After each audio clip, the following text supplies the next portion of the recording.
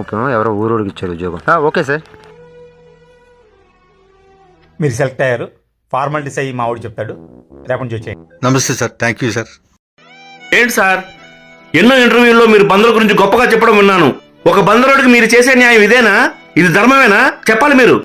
బందరంటే ప్రేమాభిమానాలు నాకు ఉన్నాయి, కానీ ఉద్యోగం ఇచ్చే అంత కాదు. మీరు చెప్పింది నాకేం అర్థం కావట్లేదు సార్. నేను ఉద్యోగం ఇవ్వడానికి కారణం మీ తెలివితేటలే. తెలివితేటలా? ఇది నా అనుభవం అండి. అప్పట్లో నేను హైదరాబాద్లో ఫ్యాక్టరీ పెట్టా. ఆ ఫ్యాక్టరీలో ముగ్గురికే బందరోళ్ళకి ఇచ్చా. ఆ ముగ్గురు కూడా 3 నెలల్లో నా ఎదురుగా నా పక్కనే సేమ్ పేరుతో సేమ్ వ్యాపారం పెట్టేశారు. వాళ్ళు వాళ్ళకిచ్చిన పని చేయలేదు, నా పని చేశారు. ఆ దెబ్బతో దివాళా తీశాను.